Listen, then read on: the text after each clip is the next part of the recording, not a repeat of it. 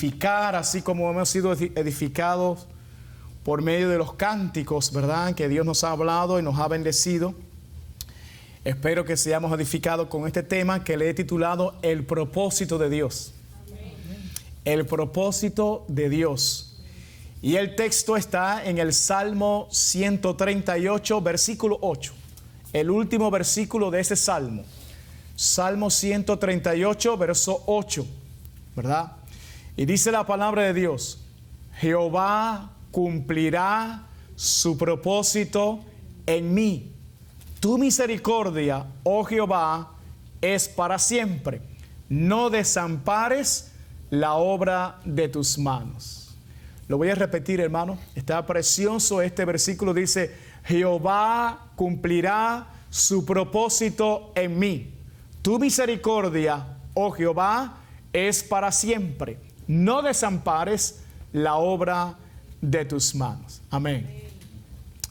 Una vez más, nos encontramos aquí con un salmo de David, ¿verdad? El dulce cantor de Israel, aquel cuyo corazón era conforme al corazón de Dios, ¿verdad? Y en este salmo David se propone hacer algo. Es precisamente un canto de acción de gracias a Dios, porque Él siempre lleva a feliz término la obra que ha comenzado. Como David sabe eso por experiencia propia, que Dios lleva a feliz término la obra que ha comenzado, por eso Él se propone celebrar a Dios y darle gracias a Dios y cantarle a Dios.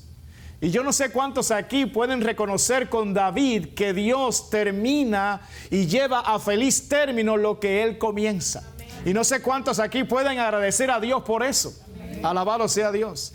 Y cuando David dice Jehová cumplirá, significa que Dios va a finalizar, va a realizar, va a satisfacer o perfeccionar la obra que ha comenzado. Amén. ¿Y qué dice David que Jehová va a cumplir? Su propósito. Su propósito. No el nuestro, sino el propósito de Dios. En otras palabras, Dios iba a cumplir todo lo que se había propuesto hacer con David. Todas las promesas que Dios le había dado a David y todos los planes que tenía con él se iban a cumplir. Mis amados, yo quiero que ustedes entiendan algo. Y es una verdad que ha sido revelada por el patriarca Job.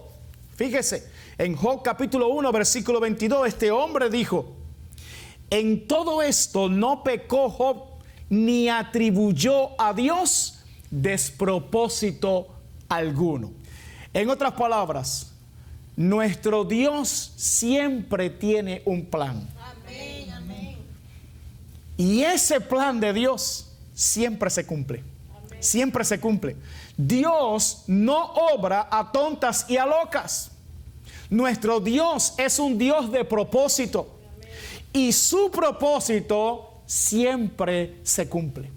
Siempre se cumple. Nunca Dios hace algo por nada, ni por casualidad. No, en Dios no hay despropósito alguno.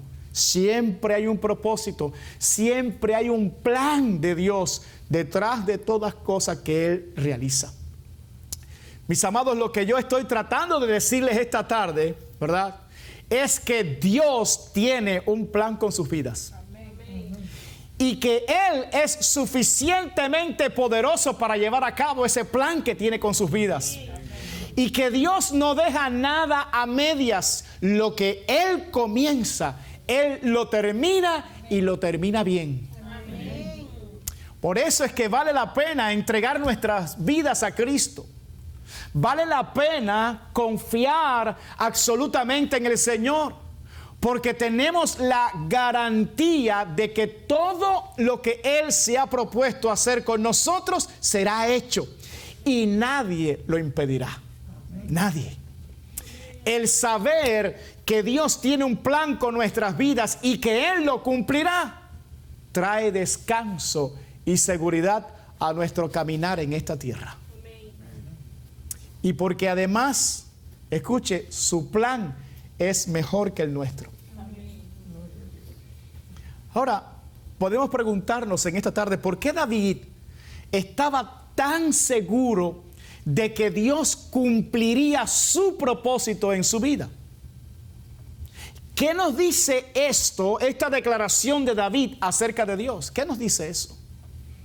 Y por otro lado, la Escritura nos declara y nos enseña que no solamente David es el único que puede hablar sobre un Dios de propósitos y que cumple sus propósitos, sino que el apóstol Pablo, también el apóstol de los gentiles, ¿recuerdan? También nos puede hablar y nos puede decir mucho a nosotros acerca de un Dios de propósito que cumple su propósito. Y sobre esto, amados hermanos, estaremos hablando en el día de hoy. Yo repito, nadie mejor que David para poder hablar del cumplimiento de los planes de Dios en la vida de un hombre. David, como ustedes saben, era el octavo hijo de Isaí de Belén. Era el más pequeño de sus hermanos. Y todo parece indicar, cuando uno lee la Escritura, que David era menospreciado por su padre.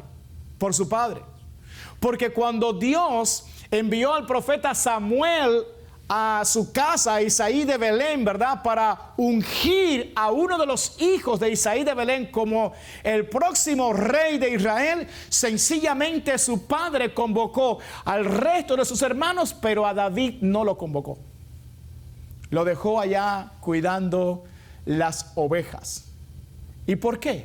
¿Por qué su padre no lo trajo a una ocasión como esta? Bueno, porque sencillamente su padre no imaginaba, no podía creer que David pudiera ser un rey.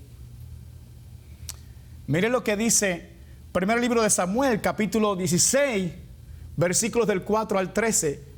Presten atención a la historia, hermano. Dice: hizo pues Samuel como le dijo Jehová. Y luego que él llegó a Belén, los ancianos de la ciudad salieron a recibirle con miedo y dijeron: ¿es pacífica tu venida?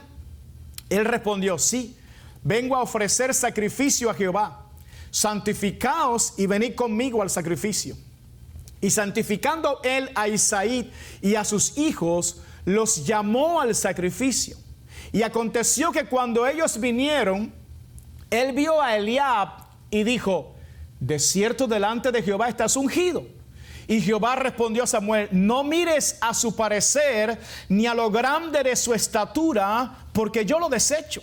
Porque Jehová no mira lo que mira el hombre, pues el hombre mira lo que está delante de sus ojos, pero Jehová mira el corazón.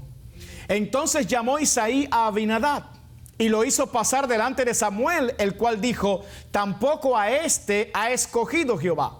Hizo luego pasar a Isaí a Sama, y él dijo: tampoco a este ha elegido Jehová. E hizo pasar Isaí siete hijos suyos delante de Samuel. Pero Samuel dijo a Isaí: Jehová no ha elegido a estos. Entonces dijo Samuel a Isaí: ¿son estos todos tus hijos? Y él respondió: queda aún el menor, que apacienta las ovejas. Y dijo Samuel a Isaí: envía por él, porque no nos sentaremos a la mesa hasta que él venga aquí. Envió pues por él y le hizo entrar. Y era rubio, hermoso de ojos y de buen parecer. Entonces Jehová dijo: levántate y úngelo, porque este es. Y Samuel tomó el cuerno del aceite y lo ungió en medio de sus hermanos. Y desde aquel día en adelante el Espíritu de Jehová vino sobre David. Se levantó luego Samuel y se volvió a Ramá. Hermanos, para Isaí de Belén, el padre de David, sencillamente era una locura pensar que el más pequeño de sus hijos podría ser el rey. Pero resulta que Dios dice en su palabra: porque mis pensamientos no son vuestros pensamientos, ni vuestros caminos, mis caminos, dijo Jehová. Como son más altos los cielos que la tierra, así son mis caminos más altos que vuestros caminos, y mis pensamientos más que vuestros pensamientos. Qué bueno que Dios no es como el hombre. Qué bueno saber que los pensamientos de Dios son más altos que nuestros pensamientos. Y que los caminos de Dios son más altos que los nuestros. Miren, hermanos, no solamente el padre se confundió con su hijo, sino que aún el profeta Samuel, un hombre ungido de Dios, ¿verdad?, se equivocó. Porque cuando él vio a Eliab, al primogénito de Isaí de Belén, pensó que ese era el ungido de Jehová. Pero Dios lo corrigió y le dijo: no mires a su parecer, ni a lo grande de su estatura, porque yo lo desecho. Porque Jehová no mira lo que mira el hombre, pues el hombre mira lo que está delante de sus ojos, pero Jehová mira el corazón. Y esto es para agradecer a Dios y para alabar a Dios, ¿verdad? Que ciertamente Dios pesa en balanza, que ciertamente Dios mira lo que nosotros no podemos ver. Alabado sea Dios. Ciertamente David fue ungido como el rey de Israel, pero pasaron muchos años y muchas dificultades hasta que él se pudo realmente sentar en el trono de Israel. Aún siendo el ungido, David, ustedes saben por la Biblia que pasó por muchos peligros de muerte. Muchas veces estuvo a punto de morir David, ¿verdad? Este hombre fue perseguido por Saúl, fue perseguido por los filisteos, pero al final se sentó en el trono de Israel tal como Dios lo había prometido. Ustedes saben que David se enfrentó al gigante Goliat y lo venció. Ustedes saben que Saúl trató de matar a David con una lanza varias veces, ¿verdad? Pero no lo pudo hacer. Lo persiguió por todos los rincones de Israel, pero no lo pudo alcanzar nunca. No lo pudo agarrar nunca. La persecución fue tan intensa contra David que David terminó solo en una cueva, la cueva de Adulán, ¿verdad?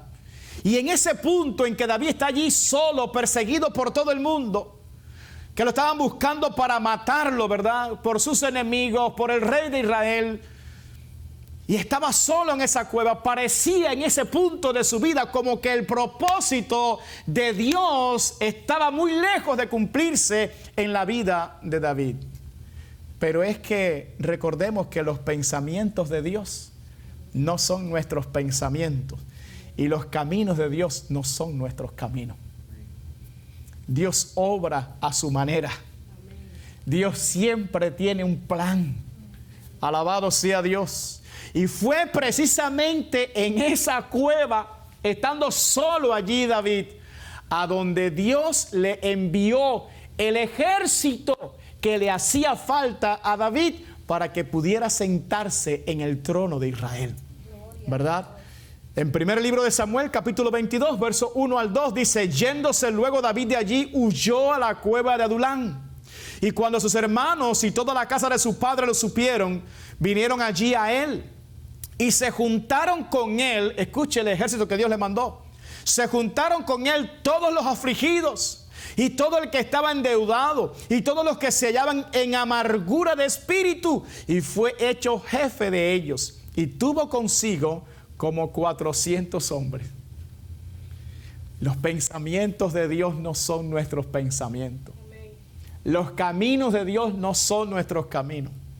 Dios le envió 400 gente para allá, pero ¿cómo estaban? Endeudados, amargados y afligidos de espíritu. Pero Dios, que lo sabe todo, de esa gente sacó lo que hoy conocemos como los valientes de David. Hombres que hicieron proezas para el reino de Israel. Lo que no pudo hacer el ejército que tenía Saúl, sí lo pudieron hacer estos amargados, endeudados y afligidos.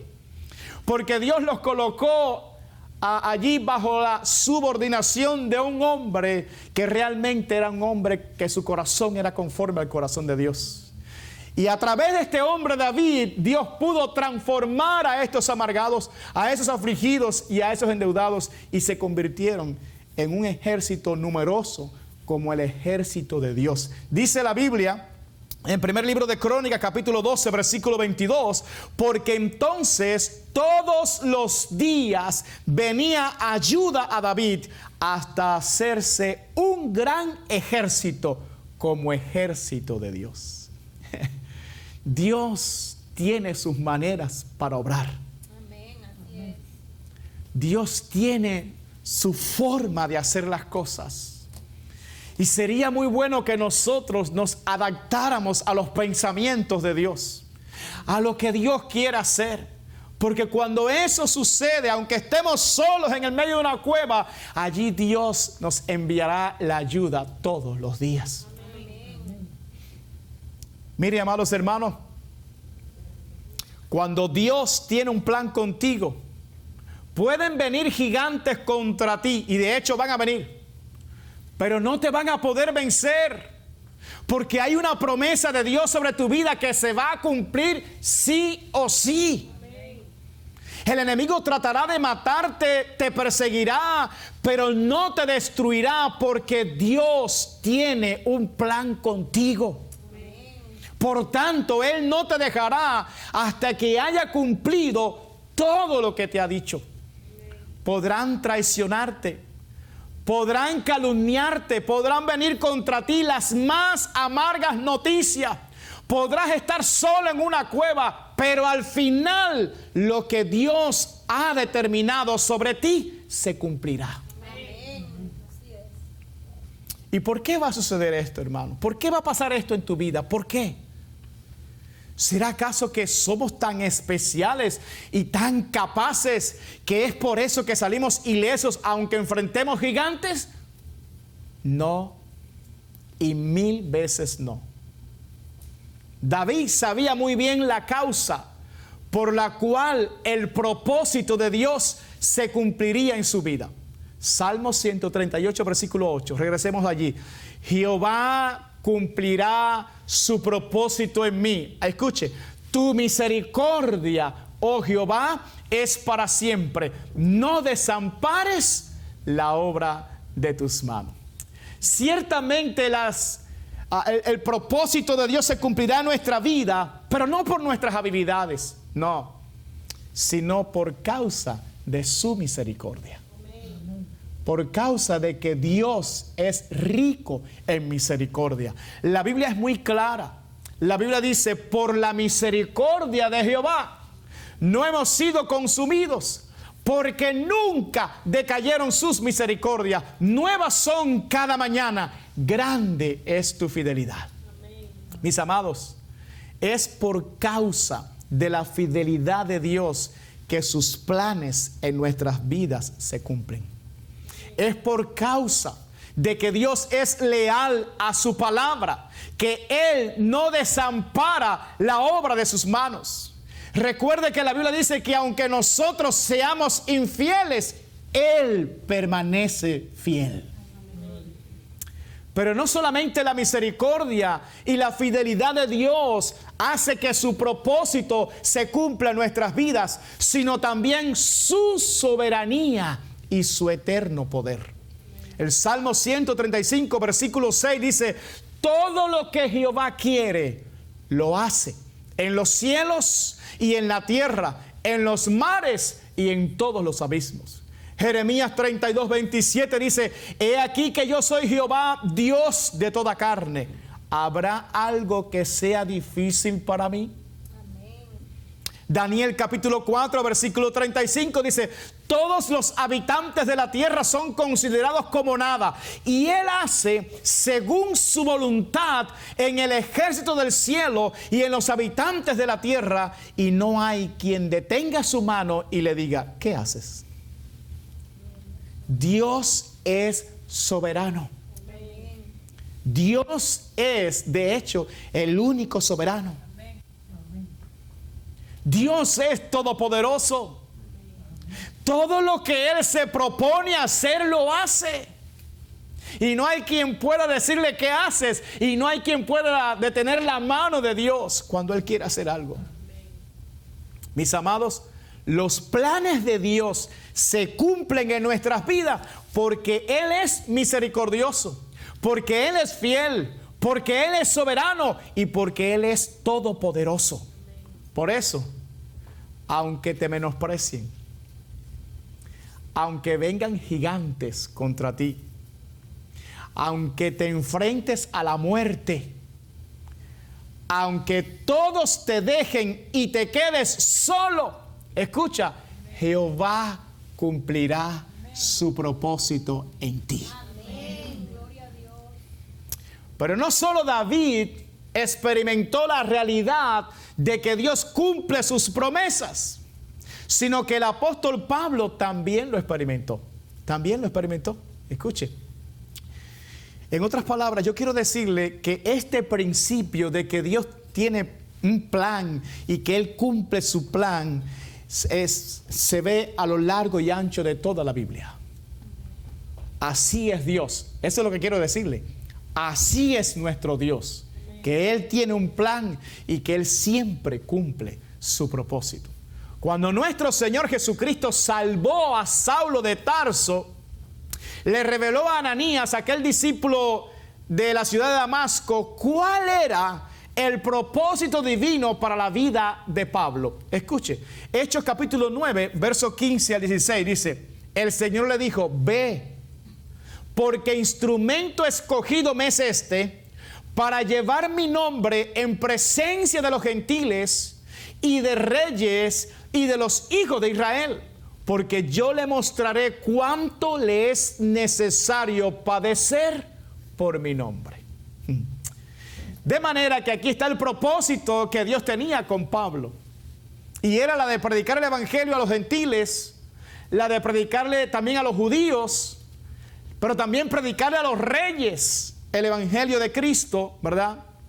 Y que esa predicación del evangelio vendría acompañada con grandes padecimientos, porque yo le mostraré cuánto le es necesario padecer, dice, por causa de mi nombre. Esa era la misión de vida. Ese era el propósito de Dios para la vida de este hombre. Y todos aquí sabemos que exactamente eso fue lo que pasó en la vida del apóstol Pablo, porque nadie como Pablo predicó y extendió más el evangelio, ¿verdad? Nadie como él extendió y predicó el evangelio. De tal manera que llegó a decir lo siguiente en Romanos capítulo 15, versos 18 al 19. Porque no osaría hablar sino de lo que Cristo ha hecho por medio de mí para la obediencia de los gentiles, con la palabra y con las obras, con potencia de señales y prodigios, en el poder del Espíritu de Dios. De manera que desde Jerusalén y por los alrededores hasta Ilírico, dice, todo lo he llenado del Evangelio de Cristo. Eso es lo que Dios quería con él. Y eso fue lo que Pablo hizo. Dice, desde Jerusalén y por los alrededores hasta Ilírico, todo, dice, lo he llenado del Evangelio de Cristo. Pero no solo Pablo predicó el evangelio, sino que sufrió, padeció por causa del nombre de Cristo. Y eso era parte del propósito de Dios para su vida, ¿verdad?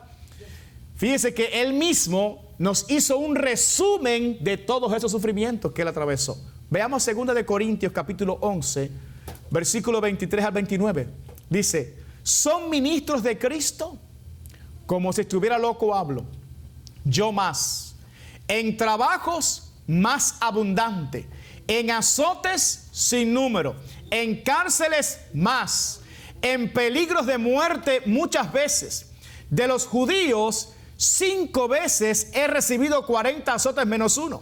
3 veces he sido azotado con varas, 1 vez apedreado, 3 veces he padecido naufragio.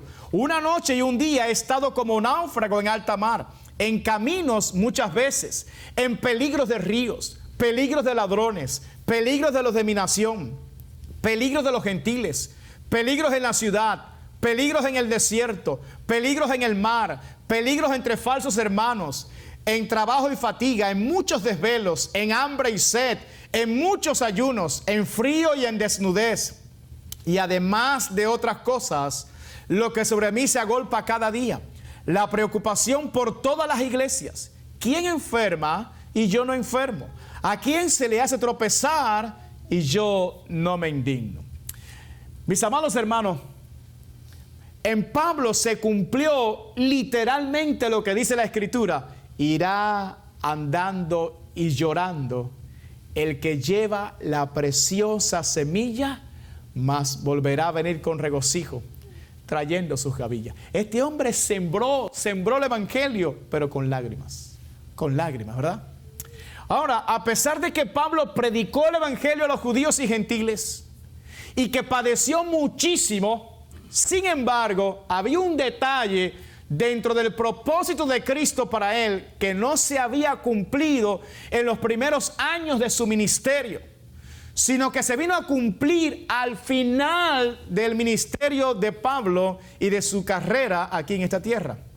Y yo me refiero a la predicación del evangelio a los reyes. Porque recordemos que el Señor le dijo a Ananías: ve, porque instrumento escogido me es este para llevar mi nombre en presencia de los gentiles y de reyes y de los hijos de Israel. Pero no vemos en la Escritura que él, en sus viajes misioneros, no estamos viendo que él les predicó a los reyes. Sí estaba en las sinagogas y en las plazas, ¿verdad? Pero no vemos exactamente esa predicación. Sin embargo, al final de todos estos viajes vemos que Dios sí le permitió cumplir esta parte. Así que la predicación a los reyes, el Señor la dejó para el final del ministerio de Pablo. Por eso, aunque el Espíritu Santo le había advertido a Pablo a través de varios hermanos en varias ciudades todo lo que le iba a acontecer en Jerusalén, sin embargo, Pablo estaba decidido a ir a la ciudad de Jerusalén. Mire lo que dice Hechos capítulo 21, versos 10 al 14, dice: y permaneciendo nosotros allí algunos días, descendió de Judea un profeta llamado Agabo, quien viniendo a vernos tomó el cinto de Pablo y atándose los pies y las manos dijo: esto dice el Espíritu Santo, así atarán los judíos en Jerusalén al varón de quien es este cinto y le entregarán en manos de los gentiles. Al oír esto, le rogamos nosotros y los de aquel lugar que no subiese a Jerusalén. Entonces Pablo respondió: ¿qué hacéis llorando y quebrantándome el corazón? Porque yo estoy dispuesto no solo a ser atado, mas aún a morir en Jerusalén por el nombre del Señor Jesús. Y como no le pudimos persuadir, desistimos diciendo: hágase la voluntad del Señor. Mis amados, cuando Cristo quiere hacer algo contigo, Él hace que su voluntad esté totalmente impregnada en todo tu ser. Y es algo que tú no puedes dejar de hacer, ¿verdad? Y Él te da un denuedo y Él te da una seguridad de que eso es lo que tú tienes que hacer, aunque sabes que te tienes que enfrentar a muchos peligros. Y eso es lo que estaba pasando con el apóstol Pablo, ¿verdad? Porque la Biblia dice en Filipenses capítulo 2, verso 13: porque Dios es el que en vosotros produce así el querer como el hacer por su buena voluntad. Pablo, no vayas a Jerusalén. Mira, te va a pasar esto en Jerusalén. Pero había algo adentro, ¿verdad?, que él sabía que él tenía que ir a Jerusalén. Porque Dios es el que pone el querer como el hacer por su buena voluntad. ¿Dónde? En nuestros corazones. Dios nos impulsa a hacer su voluntad. Dios nos impregna completamente de su designio y de su propósito para nuestras vidas. Y entonces decimos: no estimo preciosa mi vida. Yo lo que quiero es hacer la voluntad de Dios. Pablo fue a Jerusalén, hermanos. Y la Biblia narra que cuando estaba en el templo, ¿verdad? Dice que algunos judíos de Asia, cuando se dieron cuenta que Pablo estaba allí, formaron tremendo alboroto, llamaron a todos los de la ciudad y dijeron: hermanos, ayúdenos, porque este es el hombre que habla contra este lugar y contra nuestra ley. Este es el hombre que es una plaga en el mundo entero. Y este hombre ha metido allí en el templo a algunos griegos. Este hombre es digno de muerte. Mire, la ciudad de Jerusalén se alborotó, hermano. Se juntó la ciudad, vino, agarraron a Pablo, lo arrastraron fuera del templo. Comenzaron a caerle a golpes a Pablo. Alabado sea Dios. Pero dice también la Biblia que avisaron a los romanos. Y los romanos vinieron corriendo, ¿verdad? Y cuando los judíos vieron a los romanos, soltaron a Pablo, dejaron de darle golpes a Pablo. No era la primera vez que arrastraban a Pablo, ¿verdad? Ya sabemos que fue apedreado y lo arrastraron fuera de la ciudad y lo dejaron como muerto, pero no murió. ¿Y por qué no murió? Porque había un propósito de Dios en su vida. Porque había un plan de Dios en su vida que se tenía que cumplir sí o sí. Porque cuando Dios determina hacer algo en tu vida, nada ni nadie lo podrá impedir. Gloria a Dios. Imagínense, hermano, quisieron matarlo allí aquellos judíos. Pero la pregunta es, y yo repito, ¿podría acaso Pablo morir a manos de esos judíos allí? No, porque todavía no le había predicado a los reyes. Y tenía que cumplir la palabra de Jesús, porque si eso no se hubiera cumplido en Pablo, entonces Cristo no sería Dios. Pero Cristo es Dios. Y su palabra se cumple sí o sí. Por eso los romanos llegaron y lo arrebataron de las manos de los judíos. Y atado con cadenas, Pablo expone su defensa ante los judíos. Es decir, que él le predica allí el evangelio y comienza a decirle a los judíos todo el testimonio que pasó con él. Ustedes saben que yo era fariseo, ustedes saben que yo era celoso, ustedes saben que yo perseguía este camino. Pero yendo a Damasco, ¿verdad? Una luz del cielo me rodeó y comienza a hablar que Jesús lo cambió, que Jesús lo transformó. Pero luego comienza a decir, y él me dijo que predicara el evangelio a los judíos, todo muy bien, pero luego dice, y a los gentiles. Y cuando dijo esa palabra, los judíos que odian a los gentiles, ¿verdad? Dijeron, no quisieron escuchar y comenzaron a decir, este hombre es digno de muerte. Entonces los romanos lo llevaron a la fortaleza, ¿verdad? Para asegurarlo del pueblo. Acto seguido, amados hermanos, estando Pablo en esa condición, pasó algo extraordinario que yo quiero resaltar esta tarde. Escuche bien, Hechos capítulo 23, versículo 11. Mira lo que dice la palabra. A la noche siguiente se le presentó el Señor. Aleluya. Y dijo, ¿qué dijo, hermano? Ten ánimo. ¿Qué le dijo, hermano? Ten ánimo. No, pero díganlo con ánimo. ¿Qué dijo? Ten ánimo. Ten ánimo, Pablo. Un hombre que había sido golpeado, ¿verdad? Que estaba en peligro de muerte. Se le aparece el Señor y le dice, ten ánimo, Pablo. Pues como has testificado de mí en Jerusalén, así es necesario que testifiques también en Roma. En otras palabras, Pablo no solamente ahora debía predicar a los reyes, sino que el Señor le estaba revelando a Pablo algo. Tú vas a testificar acerca de mí en Roma. Tú vas a ser mi testigo en Roma. En otras palabras, Pablo, tú no vas a morir por manos de estos judíos. Tú vas a ir a Roma. Gloria a Dios. ¿Cuántos le alaban a Él? Amén. Mis amados, yo quiero decirte algo. El propósito de Dios nos guarda. Amén. Aunque un ejército se levante contra nosotros, nadie nos podrá apartar de lo que Jesucristo ha determinado hacer en nuestras vidas. Y eso nos habla de su amor, eso nos habla de su fidelidad, pero también de su poder y de su soberanía. Más de 40 judíos, dice la Biblia, se juramentaron a no comer nada ni a beber nada para darle muerte a Pablo. Pero Pablo se entera y le pasa la información a los romanos y ellos deciden de noche sacar a Pablo de la ciudad y se lo llevan, dice la Escritura, se lo llevaron a Félix, aquel gobernador que estaba en Cesarea. De noche llegan allá. Félix era un gobernador. Y ya como que comienza a cumplirse la palabra que el Señor le dijo, tú vas a predicarle a los reyes, ¿verdad? A los que están en autoridad.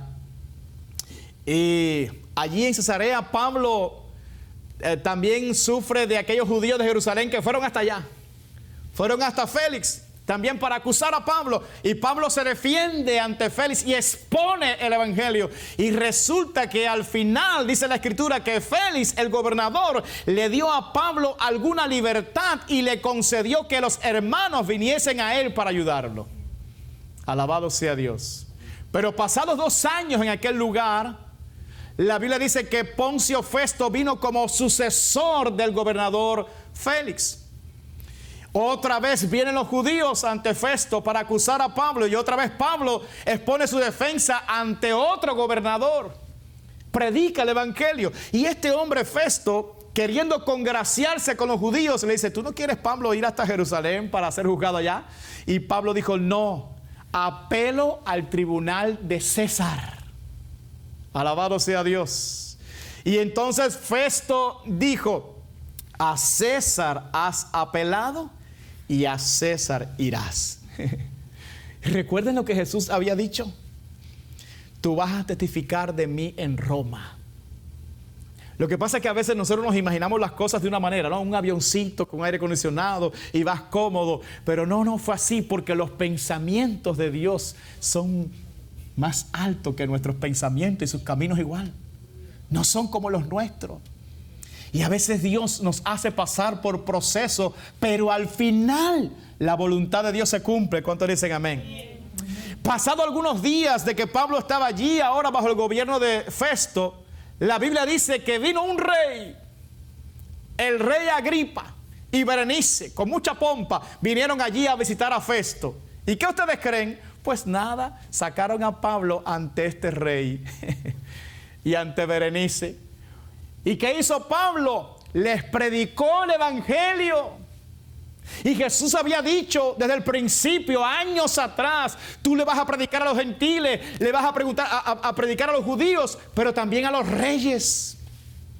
Y ahora está Pablo delante de un rey y está predicando el evangelio de Cristo a este rey. ¿Y cómo reacciona el rey Agripa ante el evangelio que Pablo le predicó? Vea usted las mismas palabras de Pablo, Hechos capítulo 26, verso 28 al 29. Dice, entonces Agripa dijo a Pablo, por poco me persuades a ser cristiano. Un poco más y me entrego a ese Cristo que tú me estás predicando. Y Pablo dijo, quisiera Dios que por poco o por mucho, no solamente tú, sino también todos los que hoy me oyen, fueseis hechos tales cual yo soy, excepto estas cadenas. Es decir, que Pablo le predicó y este hombre tuvo la oportunidad de arrepentirse por poco. Se sintió persuadido por las palabras de Pablo para ser creyente, pero al final decidió por el pecado. Después de esto, amados hermanos, se decidió que Pablo partiera hacia Roma para el tribunal de César.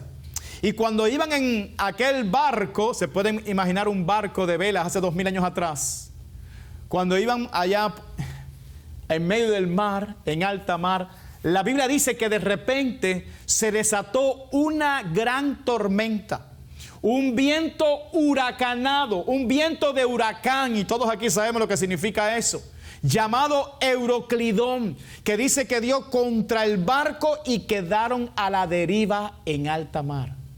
¿Se pueden imaginar?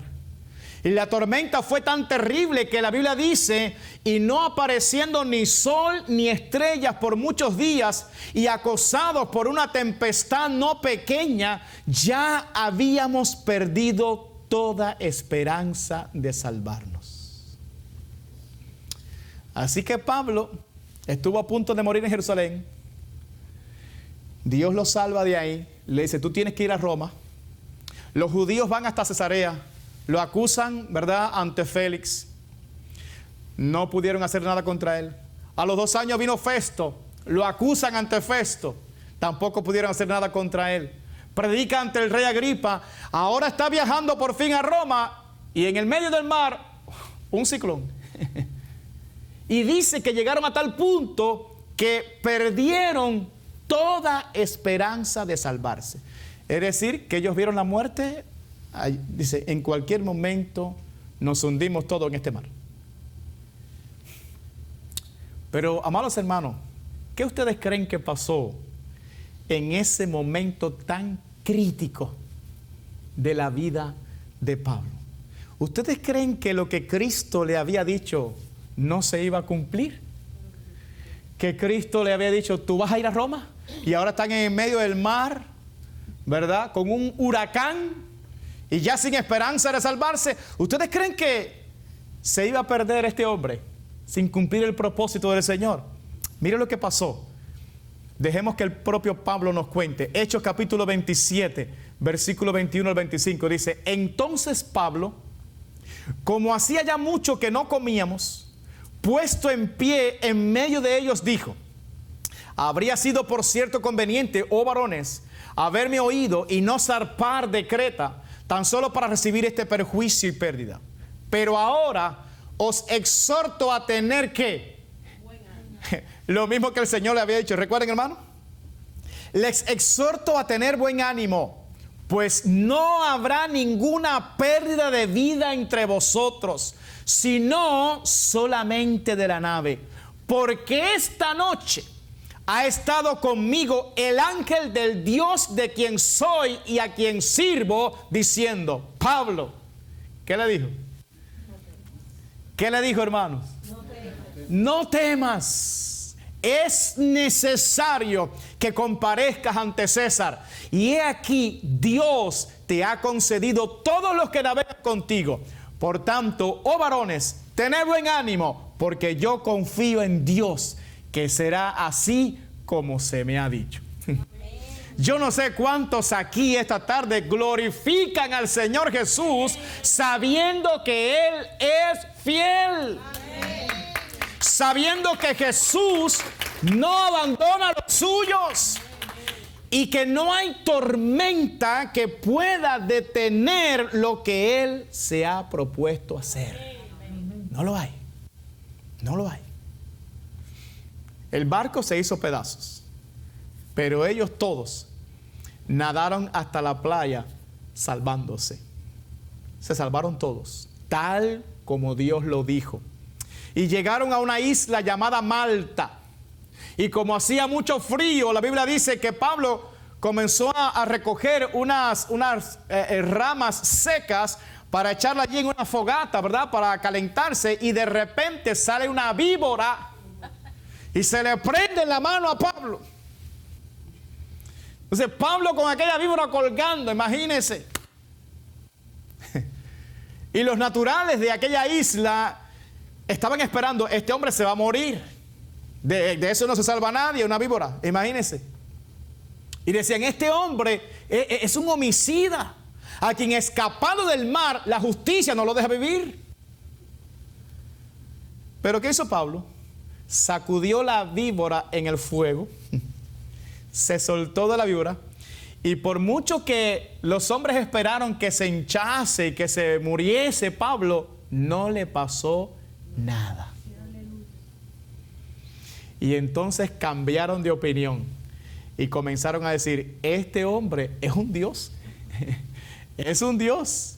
¿Se da cuenta cómo la gente cambia de opinión, hermano, según la circunstancia? Cambian de opinión. Este es un Dios. Y la Biblia dice que había un hombre principal en aquella isla y Pablo oró por él porque estaba enfermo de disentería, ¿verdad? Pablo oró por él y el Señor lo sanó. Y cuando hizo aquella señal, dice que todos los enfermos de la isla lo trajeron a él y Pablo oró por todos y todos fueron sanos. Amén. Así que de repente aparece por fin un barco para que Pablo vaya para Roma, y por causa de esa obra que Dios hizo allí a través de él, lo colmaron de muchos bienes. Y zarparon para Roma. y a Roma llegaron. ¿Cuántos le alaban? ¿Cuántos alaban al Señor? Hermanos, van a venir circunstancias negativas a nuestra vida. Puede prenderse una víbora en tu mano. Y los hombres pueden hacer lo mismo que como Pablo. Pueden estar esperando tu muerte. Pero lo que aquellos hombres no sabían era que Pablo tenía un propósito, un plan de Cristo en su vida. De que él tenía que ir a Roma y a Roma iba a llegar. Por eso ni las víboras pueden hacer que el plan de Dios se detenga. Alabado sea Dios. Mis amados, ¿cómo termina esta historia? Hechos capítulo 28, versículo 30 al 31. Dice, y Pablo permaneció 2 años enteros en una casa alquilada y recibía a todos los que a él venían, predicando el reino de Dios y enseñando acerca del Señor Jesucristo abiertamente y sin impedimento. Mis amados, yo creo que a esta altura ya todos entendemos claramente las palabras del rey David cuando dijo, Jehová cumplirá su propósito en mí. Amén. Tu misericordia, oh Jehová, es para siempre. No desampares las obras de tus manos. Amén. El saber que Dios tiene un plan con nuestras vidas y que Él lo cumplirá, trae un descanso y seguridad en nuestro caminar en esta tierra. Porque además, hermanos, su plan es mejor que el nuestro. Amén. Mis amados, Dios es rico en misericordia. Dios es fiel. Dios es soberano. Y Dios es todopoderoso. Amén. Por eso la Biblia dice en Filipenses capítulo 1 versículo 6, estando persuadidos de esto, que el que comenzó en vosotros la buena obra, la perfeccionará hasta el día de Jesucristo. Amén. Si tú estás en las manos de Cristo, ten por seguro que ningún gigante, ninguna tormenta, ninguna víbora podrá impedir que lo que Cristo se ha propuesto hacer en tu vida se cumpla. Amén. Por eso me encanta lo que dijo Pablo en Romanos capítulo 8, versículo 35 al 39. Dice, ¿quién nos separará del amor de Cristo? ¿Tribulación? ¿O angustia? ¿O persecución? ¿O hambre? ¿O desnudez? ¿O peligro? ¿O espada? Como está escrito, por causa de ti somos muertos todo el tiempo, somos contados como ovejas de matadero. Antes, en todas estas cosas, somos más que vencedores por medio de aquel que nos amó. Por lo cual estoy seguro de que ni la muerte, ni la vida, ni ángeles, ni principados, ni potestades, ni lo presente, ni lo porvenir, ni lo alto, ni lo profundo, ni ninguna otra cosa creada nos podrá separar del amor de Dios que es en Cristo Jesús, Señor nuestro. Nada impedirá que lo que Dios se ha propuesto hacer en tu vida se cumpla. Nada. Nada. Pero mucho más importante que todas estas cosas que temporalmente Cristo pueda hacer en nuestras vidas en esta tierra, sin dudas, es la salvación eterna de nuestras almas, la cual Él promete también que lo cumplirá. Amén. Su propósito no es solamente asegurarnos que cumplamos ciertos planes aquí en la tierra. El propósito más grande de Cristo es que lleguemos al cielo, a la casa de su Padre, que estemos reconciliados con Dios. Ese es el propósito más grande de Dios en nuestras vidas. Y ese también lo cumplirá. Amén. Así será.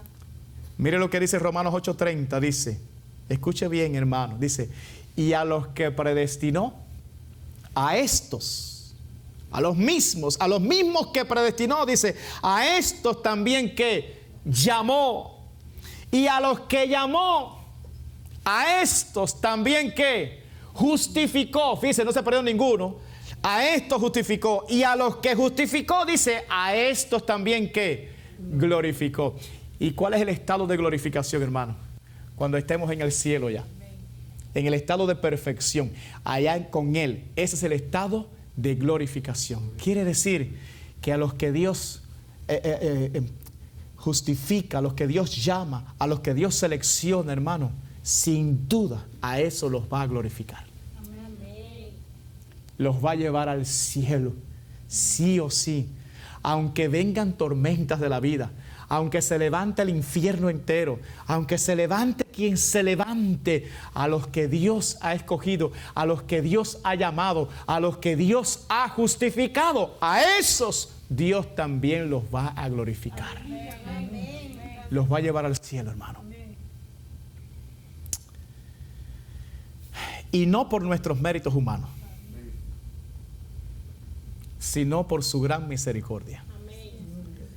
No depende de nosotros, depende de la misericordia de Dios, de la fidelidad de Dios. Por esa razón, no solamente yo invito aquí a los hermanos a confiar en el Señor hasta el final, sino que invito a los no creyentes a entregar su vida en las manos de un Dios que tiene el poder de cumplir su palabra.